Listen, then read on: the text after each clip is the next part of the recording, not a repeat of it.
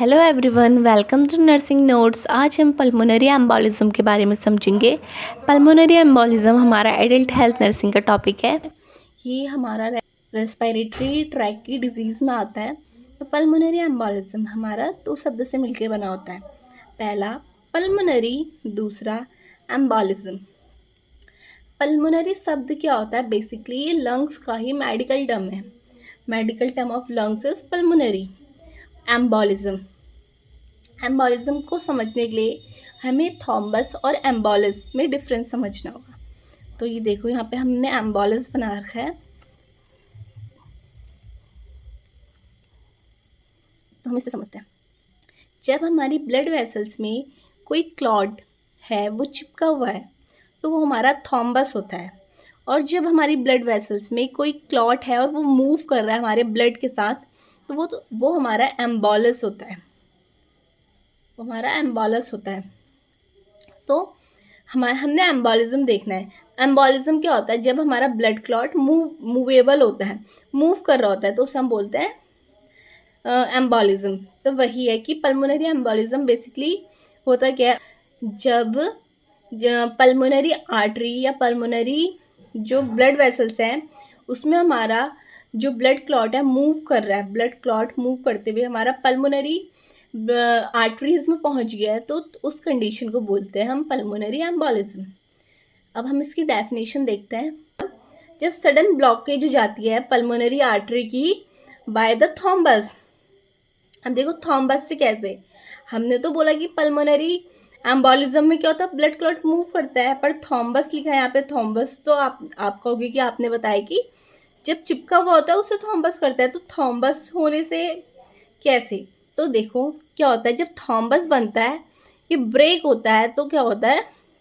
Blood clot move करने लग जाता है। जब ये थॉम्बस ब्रेक करेगा तो ये एम्बोलस बनाएगा। तो वही कि जब क्या होता है, ब्लॉक हो जाती है हमारी पल्मोनरी आर्टरीज, एक या एक से ज़्यादा, बाय थॉम्बस, तो हमारा पल्मोनरी एम्बोलिज्म देखने को मिलता है। अब हम यहाँ पे देखते हैं हमारा लंग्स का जो हमारा डायग्राम होता है, स्ट्रक्चर होता है, बेसिकली थोड़ा ऐसा दिखता है हमें।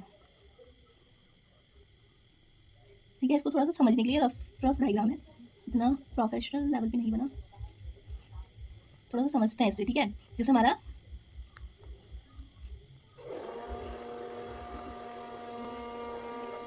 मान लो ये हमारे रेस्पिरेटरी ट्रैक है, तो उसमें जब एक या एक से ज़्यादा जो आर्टरीज है उनमें क्लॉट बन जा रहा है, तो क्या होगा? ब्लॉकेज हो जाएगी ना। मतलब क्या होगा? ब्लॉकेज हो जाएगी, ब्लड फ्लो नहीं कर पाएगा सही से।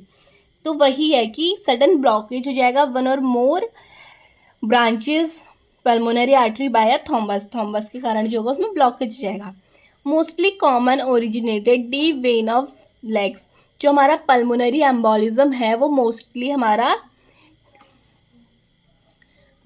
हमारा डीप वेन जो होती है, डीप वेन ऑफ लेग।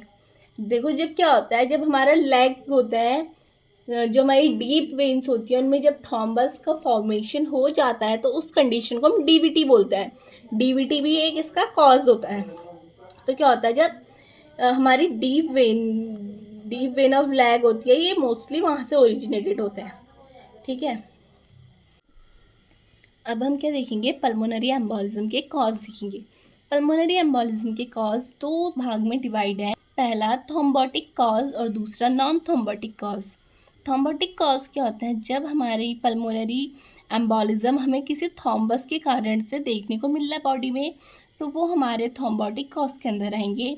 और जब थॉम्बस नहीं है, कुछ और उसका कारण है, किसी और कॉज की वजह से हमारी बॉडी में पल्मोनरी एम्बोलिज्म देखने को मिल रहा है, तो वो हमारे नॉन थ्रोम्बोटिक कॉज में आएंगे। जैसे कि थ्रोम्बोटिक कॉज में आएगा हमारा स्टेसिस, कोगुलेबिलिटी एंड एंडोथेलियल इंजरी।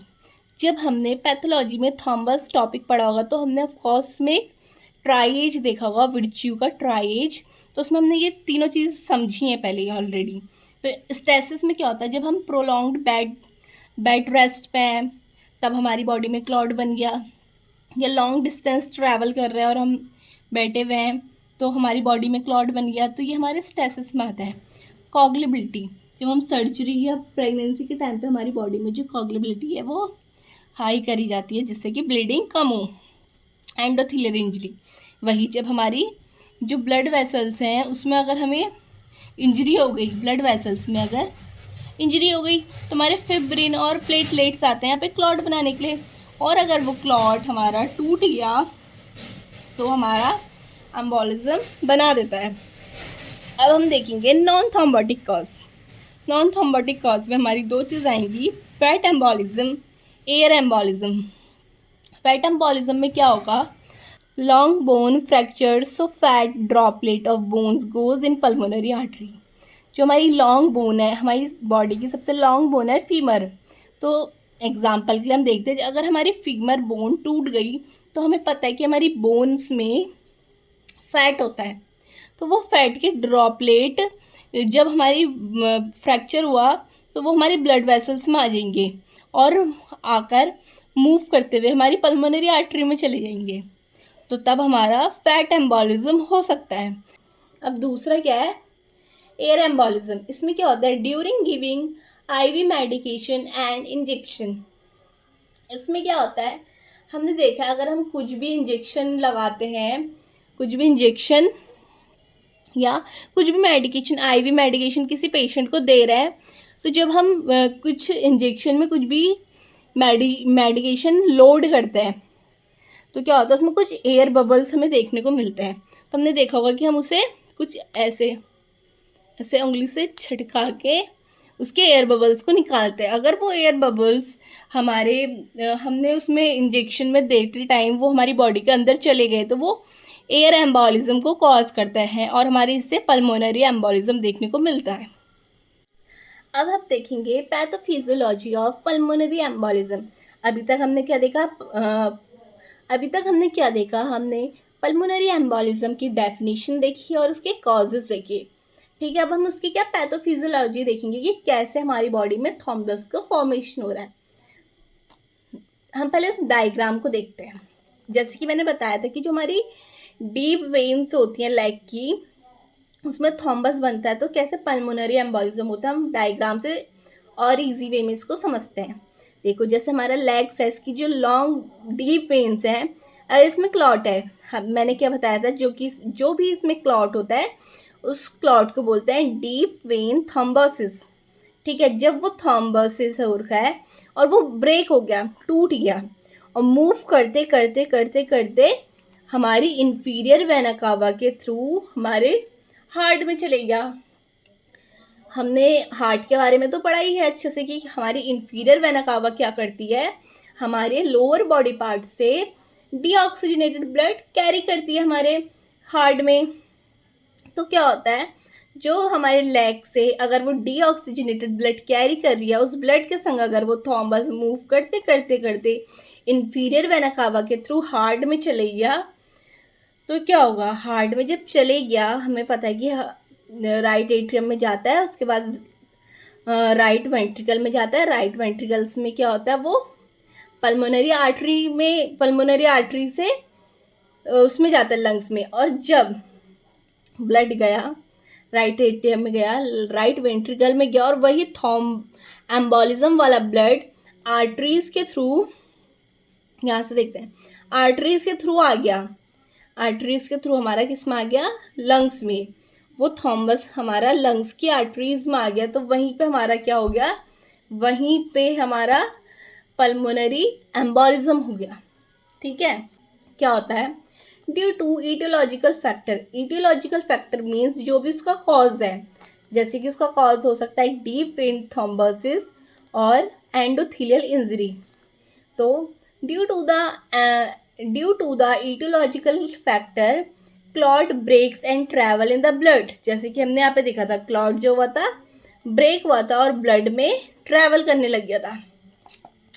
तो clot breaks and travel in the blood. Clot raise pulmonary artery in lungs. हमने देखा था कि कैसे इंफीरियर वेना कावा के थ्रू वो हार्ट में आया, फिर हार्ट से हमारा पल्मोनरी आर्टरी में चले गया, तो हमारे पल्मोनरी आर्टरी में पहुंच गया। Pulmonary artery gets blocked. Pulmonary artery क्या होती है, ब्लॉक्ड हो जाती है। उससे क्या होता है, blood supply to the lungs decrease, मतलब जो लंग्स में ब्लड जा रहा है उसकी ब्लड सप्लाई डिक्रीज हो जाएगी। जैसे कि यहाँ पे देखते हैं, अगर हमारी ये है, इसमें कुछ भी ब्लॉकेज नहीं है तो हम बहुत आसानी से ब्लड फ्लो करेगा। अगर यहाँ पे ब्लॉकेज आ गया, यहाँ पे कुछ आ गया, तो ब्लड जाने में रेजिस्ट करेगा, तो जिससे कि क्या होगा। सो स्टूडेंट, अगर वीडियो पसंद आया शेयर लाइक कमेंट ज़रूर करें। Thank you for watching, keep learning, keep growing, see you in the next class.